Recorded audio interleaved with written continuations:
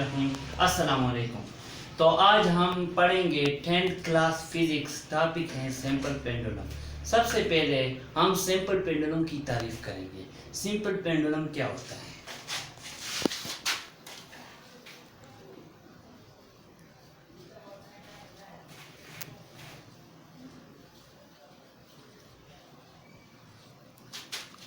Simple pendulum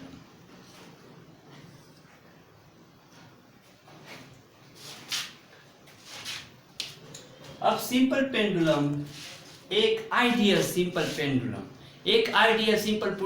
pendulum ऐसा होता है कि वो सच में एग्जिस्ट नहीं करता।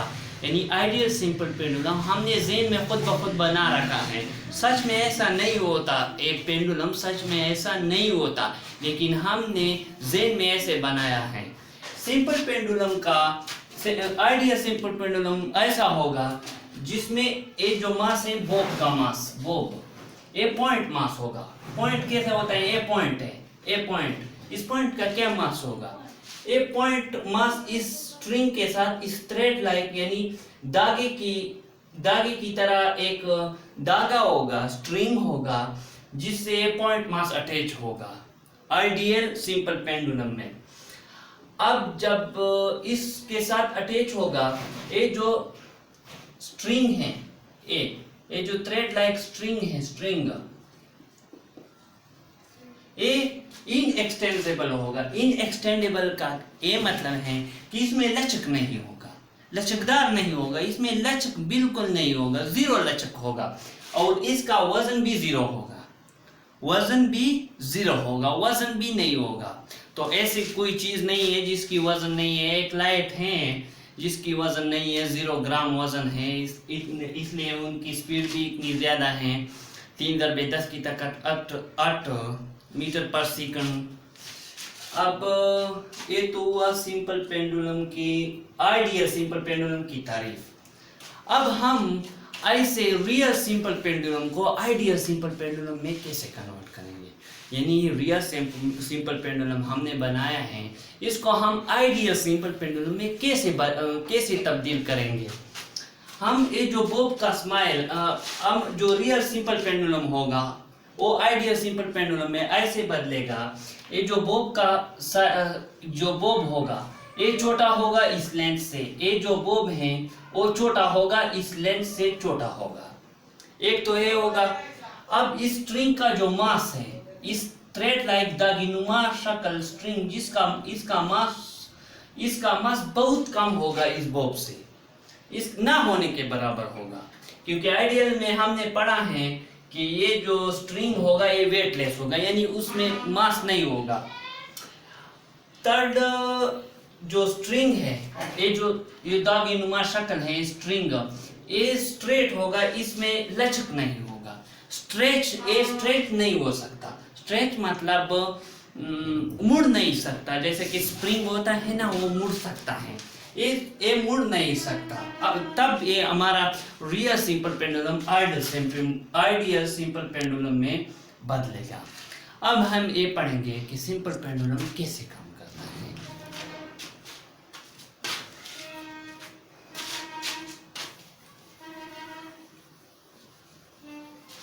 सिंपल पेंडुलम का जो मोशन है वो पीरियाडिक है। ये जो सिंपल पेंडुलम है ना, जब हम इसको डिस्प्लेस करेंगे, ऐसे हमने इसको डिस्प्लेस किया अपनी इक्विलिब्रियम पोजीशन से, इधर इसको ऐसे लटक रहा था, हमने इधर रख दिया, छोड़ा नहीं है। अब जब हम इसको छोड़ेंगे तो ये रिस्टोरिंग फोर्स की वजह से इधर आएगा, फिर इनर्शिया की वजह से, न्यूटन फर्स्ट लॉ में इनर्शिया है, इनर्शिया की वजह से इधर जाएगा, फिर रिस्टोरिंग फोर्स की वजह से इक्विलिब्रियम पोजीशन पर आएगा, फिर इनर्शिया की वजह से इधर आएगा। ऐसे जो है ना साइकिल करेगा। जब ये इधर से रवाना होगा, इधर जाएगा, फिर इधर से इधर आएगा, इसको एक साइकिल कहते हैं। इधर से इधर गया, फिर इधर से इधर गया, फिर इधर से इधर गया, फिर इधर से, जब जिस जगह से ये जो स्मॉल बोब अटैच हुआ है स्ट्रिंग से, जिस जगह से ये स्टार्ट हुआ है फिर उसी जगह पर रुकेगा, उस जगह को फिर एक साइकिल मुकम्मल होगा। अब जब एक साइकिल 1 सेकंड में पूरा करेगा तो दूसरा साइकिल भी 1 सेकंड में पूरा करेगा। एक साइकिल 1 मिनट में पूरा करेगा तो दूसरा साइकिल भी 1 मिनट में पूरा करेगा, यानी मोशन पीरियाडिक होगा। साइकिल का जो पीरियाडिक टाइम है वो सेम होगा, बदलेगा नहीं। एक साइकिल में एक, दूसरे साइकिल में वही टाइम, ज्यादा कम नहीं होगा।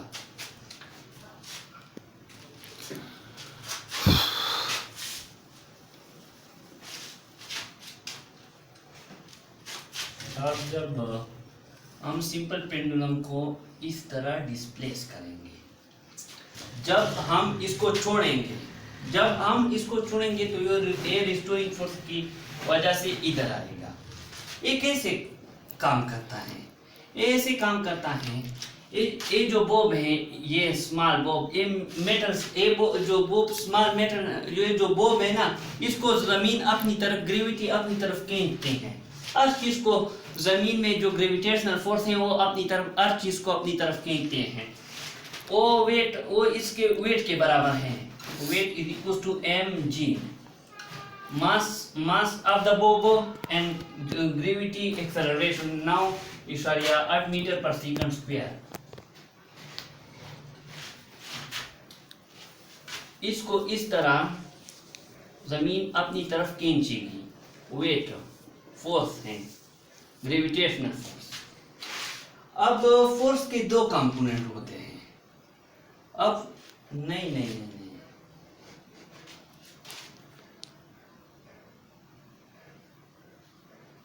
इसको इस तरह जमीन अपनी तरफ खींचेगी और उस ग्रेविटेशनल फोर्स से खींचेगी। 9.8 metre per second square acceleration से जमीन इस बॉब को अपनी तरफ खींचेगी। अब फोर्स, ये जो वेट फोर्स है mg के बराबर है, mass of the bob and gravitation 9.8 metre per second square. अब इस फोर्स को हम 2 कंपोनेंट में डिवाइड करेंगे। एक x कंपोनेंट है जो x एक्सिस पर लाई करता है, x एक्सिस पर आता है, और एक y कंपोनेंट है जो y एक्सिस पर आता है। ये जो है ना, ये मैं आपको क्वाड्रेंट बना के दिखाता हूँ। ये क्वाड्रेंट है, इसको x एक्सिस कहते हैं, इसको y एक्सिस कहते हैं, इसको फिर -x कहते हैं, इसको फिर -y कहते हैं। अब जब ये फोर्स है, ये वेट, इसके 2 कंपोनेंट होंगे। एक होगा x कंपोनेंट, एक होगा x component mg cos theta. x component, ये x कंपोनेंट है और ये y कंपोनेंट है, ठीक है। ये x कंपोनेंट है, ये y कंपोनेंट है। ये ऐसे हुआ जैसा कि इसको आप उल्टा करो। इसको जब आप उल्टा करोगे, ये वेट है, फोर्स है, रियल फोर्स है। इसके जो 2 कंपोनेंट हैं, x एक्सिस पर भी गया है, y एक्सिस पर भी गया है। x एक्सिस पर ऐसे गया है, y एक्सिस पर ऐसे गया है, ठीक है। इसको आप उल्टा करो, फिर आपको ये समझ में आ जाएगा। जब आप इसको उल्टा करोगे तो ये ऐसा आएगा, इसको उल्टा करोगे तो ये ऐसा आएगा। ये वेट है, mg के बराबर है, और ये x कंपोनेंट है, ये y कंपोनेंट है, ठीक है। x कंपोनेंट ऑफ फोर्स का mg cos, x component cos theta के बराबर होता है और y कंपोनेंट sin थीटा के बराबर होता है। x कंपोनेंट mg फोर्स का, mg फोर्स है, mg cos theta, mg x component यानी फोर्स का x कंपोनेंट cos थीटा के बराबर होता है, cos थीटा। और y component mg sin theta, ठीक है। अब जब x कंपोनेंट है, ये x कंपोनेंट है इसका, ये स्ट्रिंग में टेंशन होता है, टेंशन फोर्स होता है स्ट्रिंग में, जो स्ट्रिंग को ऊपर की तरफ खींचती है। और इसमें जो mg cos थीटा है, एम जी कास थीटा और टेंजेंट की डायरेक्शन इधर है, टेंजेंट की डायरेक्शन ऊपर है, एम जी कास थीटा की डायरेक्शन नीचे है। तो फिर ये दोनों फोर्स आपस में न्यूटन तांडला के मुताबिक ये कैंसल हो जाएंगे, क्योंकि इसकी मैग्नीट्यूड भी सेम है। इसकी टेंजेंट इस जो स्ट्रिंग है, ये जो दागी नुमा शक्ल, दागी नुमा स्ट्रिंग, इसमें जो टेंजेंट है ये जिसमें इसमें मिसाल के तौर पर लो 2 टेंजेंट हैं, 3 टेंजेंट हैं, ये बराबर हैं एम जी कास थीटा के। एम जी कास थीटा भी 2 के बराबर है। एम जी कास थीटा की डायरेक्शन नीचे है, टेंजेंट की डायरेक्शन ऊपर है। So tangent is equal to M G cos theta, M G cos theta. ए फोर्स का कंपोनेंट है, वेट का कंपोनेंट है। सो ये कैंसिल करेंगे। जैसा कि टेंजेंट की कीमत मिसाल के तौर पर मैंने ली 2, टेंजेंट की कीमत 2 ली, और एम जी कास थीटा की कीमत भी -2 ली। ठीक है, फिर ये कैंसिल करेंगे। ठीक है, ये 2 जब जब 2 यानी ये मैग्नीट्यूड में तो बराबर है, लेकिन डायरेक्शन अपोजिट है। जब दो फोर्सों की टेंजेंट भी फोर्स है, एम जी कास थीटा भी फोर्स है। अब ये 2 फोर्स हैं, 2 फोर्सों की मैग्नीट्यूड जब इक्वल हो और उस दोनों की डायरेक्शन अपोजिट हो, तो वो एक दूसरे के इफेक्ट को कैंसिल कर देती हैं, यानी नेट फोर्स 0 हो जाता है। जैसा कि 2 - 2 एक दूसरे के इफेक्ट को कैंसिल कर देती हैं, 0 हो जाता है। ठीक है, अब जब जब बॉब को आप छोड़ोगे तो बॉब अपनी इक्विलिब्रियम पोजीशन की तरफ आएगा। कौन से कंपोनेंट की वजह से आएगा? एम जी कास थीटा तो खत्म हो गया, क्या बच गया? M G sine theta. M G sine theta की वजह से ये बॉब इक्विलिब्रियम की तरफ आएगा। और जब जिस फोर्स की वजह से ये बॉब इक्विलिब्रियम पोजीशन की तरफ आएगा, उस फोर्स को हम रिस्टोरिंग फोर्स कहेंगे, यानी इक्विलिब्रियम को रिस्टोर करने वाली फोर्स। वापस अपनी इक्विलिब्रियम जिस जगह वो थी हमने उसको डिस्प्लेस की, वापस अपनी इक्विलिब्रियम को गेन करने वाली जो फोर्स है वो रिस्टोरिंग फोर्स है। अब हम इसको मिटा देते हैं।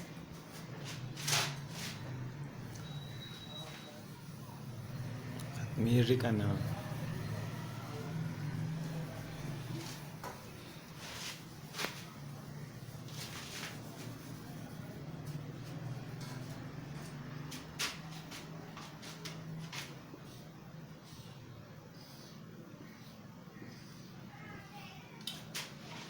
अब रिस्टोरिंग फोर्स किसके बराबर है मैंने बता दिया, एम जी साइन थीटा। ये रिस्टोरिंग फोर्स है जिसकी वजह से ये बॉब अपनी इक्विलिब्रियम की तरफ आएगा। Restoring force is equal to M G sine theta. Direction उल्टा है, इसलिए आप डिस्प्लेसमेंट को डायरेक्शन उल्टा है, क्योंकि restoring force M G sine theta के बराबर है। रिस्टोरिंग फोर्स इधर की तरफ है, इक्विलिब्रियम की तरफ, और डिस्प्लेसमेंट उधर है, यानी डायरेक्शन मुख्तलिफ है। रिस्टोरिंग इधर है, रिस्टोरिंग फोर्स, डिस्प्लेसमेंट इधर है। डायरेक्शन जब उल्टा हो दो फोर्सों का, तो हम एक फोर्स के साथ माइनस लगा देते हैं डायरेक्शन के लिए, यानी मैग्नीट्यूड में कोई खास फर्क नहीं डालेगा, कोई फर्क भी नहीं डालेगा। हमने डायरेक्शन के लिए नेगेटिव साइन लगाया है। और restoring force minus M G sine theta के बराबर है। अब साइन थीटा किसके बराबर है? ये जब आप लोग ये जो एंगल स्मॉल है, ये एंगल स्मॉल एंगल है, एक से आप इसको बहुत ही स्मॉल, ये इतना स्मॉल एंगल है कि इसके दरमियान जो आर्क आएगा, आर्क ये जो इक्विलिब्रियम पोजीशन है और बॉब है, इसके दरमियान जो आर्क आएगा, आर्क क्या होता है? आर्क सर्कल होता है। सर्कल का एक हिस्सा, सर्कल के एक हिस्से को आर्क कहते हैं। ये आर्क है, ठीक है। अब इक्विलिब्रियम पोजीशन और बॉब, इसके दरमियान ए आर्क है, लेकिन एंगल इतना स्मॉल है कि ए आर्क सीधे लाइन के बराबर है, यानी एक्स डिस्प्लेसमेंट के बराबर है। आर्क को हमने एस रख दिया। एस किसके बराबर है? एंगल बहुत स्मॉल है। एस किसके बराबर है? एक्स डिस्प्लेसमेंट एक्स के बराबर है। ठीक है, एक्स डिस्प्लेसमेंट एक्स के बराबर है क्योंकि एंगल बहुत स्मॉल है। ठीक है, अगर है एंगल, जैसा कि एंगल अगर लार्ज होता, जैसा कि एंगल हमने लार्ज रख दिया, फिर आर्क बड़ा होता है, फिर हम इसको डिस्प्लेसमेंट एक्स के बराबर नहीं रख सकते क्योंकि एंगल बहुत लार्ज है, बहुत बड़ा है। ये तो छोटा एंगल है, छोटे एंगल की वजह से ये जो थोड़ा कर्वेशन है, जो तेरे आर्क में थोड़ा कर्वेशन है, अब हमने इसको निग्लेक्ट कर दिया, यानी खत्म कर दिया। हमने इसको सीधे लाइन के बराबर कर दिया, एक्स डिस्प्लेसमेंट के बराबर कर दिया। ये तो डिस्प्लेसमेंट है, मीन पोजीशन से एक्सट्रीम पोजीशन तक पोजीशन जो डिस्टेंस है, डिस्टेंस है ए डिस्प्लेसमेंट है। ए लेंथ के बराबर है, छोटा है, लेंथ के बराबर है, लेंथ के बराबर है। ठीक है, ए एक्स के बराबर है, a x a length a x. अब हम साइन थीटा की वैल्यू लगाएंगे। साइन थीटा किसके बराबर है? Sine is equals to, sine theta is equals to perpendicular बटा hypotenuse. Sine theta is equals to some people have,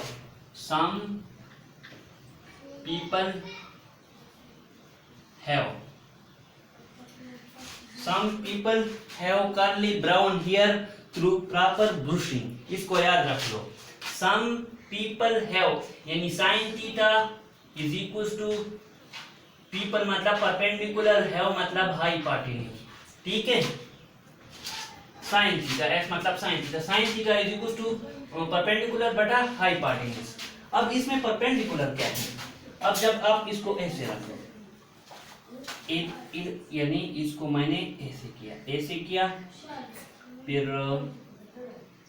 किया, फिर ऐसे किया, यानी ये जो ट्रायंगल आपको ए आपको ये परपेंडिकुलर नजर आएगा। ये परपेंडिकुलर है, ये परपेंडिकुलर है। ठीक है, ये परपेंडिकुलर है, ये बेस है, बेस ए हाइपोटेन्यूज है। ठीक है, ऐसे है,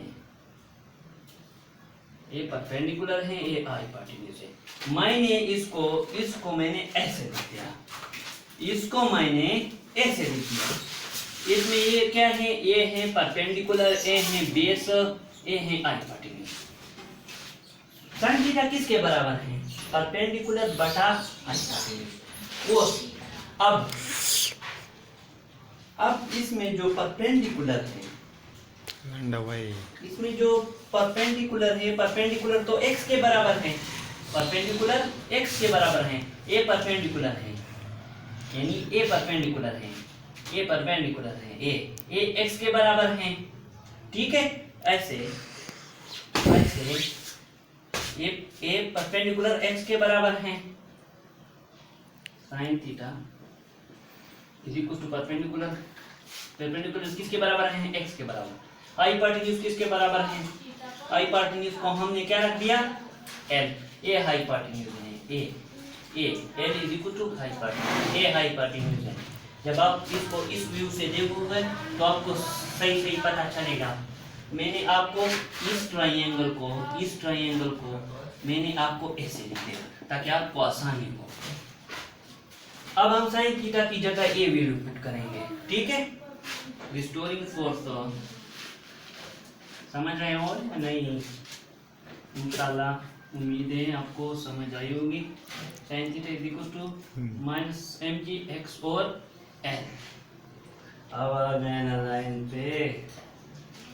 F restoring force is equal to mass भी पर, ये जो बॉब का मास है, बॉब का मास ए भी कांस्टेंट है, यानी सारे जो सिंपल पेंडुलम के सारे मोशन में ये मास चेंज नहीं होता, यानी ये भी कांस्टेंट है। ग्रेविटेशनल नॉमिनल आर भी कांस्टेंट है। ग्रेविटी लेंथ भी स्ट्रिंग की ज्यादा या कम नहीं हुए हैं, वो भी कांस्टेंट है। तो अब हम इसको नेग्लेक्ट कर देंगे, कट। ठीक है, माइनस एक्स बच गया, यानी डिस्प्लेसमेंट रिस्टोरिंग फोर्स, ये रिस्टोरिंग फोर्स माइनस एक्स यानी डिस्प्लेसमेंट के बराबर है। अब न्यूटन सेकंड लॉ मोशन के मुताबिक F is equal to ma, F is equal to, अब रिस्टोरिंग फोर्स हमने माइनस एक्स के बराबर आ गया, क्योंकि मास भी कांस्टेंट है, ग्रेविटेशनल फोर्स भी कांस्टेंट है, लेंथ भी कांस्टेंट है स्ट्रिंग का, ये कट हो गई है, यानी एक्स बच गया। अब न्यूटन सेकंड लॉ के मुताबिक फोर्स ma के बराबर है, न्यूटन सेकंड लॉ के मुताबिक फोर्स ma के बराबर है। अब restoring force left hand side बराबर है, ऑटोमेटिकली जब लेफ्ट हैंड साइड बराबर है तो राइट हैंड साइड भी बराबर होंगे। ma इज इक्वल टू, यानी ma इज इक्वल टू, यानी restoring force is equal to ma, मैंने a लिख दिया। अब restoring force is equal to minus mg x और l, अब a वैल्यू पुट करेंगे माइनस mg x और l दूसरे रिस्टोरिंग फोर्स के लिए, क्योंकि restoring force is equal to restoring force, एक रिस्टोरिंग फोर्स के लिए इसके लिए मैंने a लिख दिया।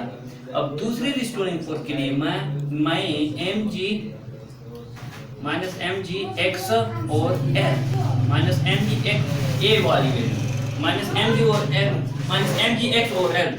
अब a मास भी कैंसिल हो जाएगा, a मास भी कैंसिल हो जाएगा, बचेगा acceleration is equal to minus g x और l। एक ग्रेविटेशनल ए भी कांस्टेंट है, चेंज नहीं हुआ है सारे मोशन के दौरान, सिंपल पेंडुलम के सारे मोशन के दौरान ये चेंज नहीं हुआ है, ए भी कैंसिल हो जाएगा, लेंथ भी कैंसिल हो जाएगा। जब कांस्टेंट खत्म हो जाए, जब सारे कांस्टेंट खत्म हो जाए तो क्या होता है, तो ये इक्विलिटी का साइन, जब कांस्टेंट खत्म हो जाए इक्वेशन में तो ये इक्विलिटी का साइन खत्म हो जाता है और इसकी जगह प्रोपोर्शनलिटी आ जाती है। अब ये भी खत्म हो जाएगा, acceleration is equal to proportional minus x. अब ये जो सिंपल पेंडुलम, इससे ये साबित हुआ सिंपल पेंडुलम का, यानी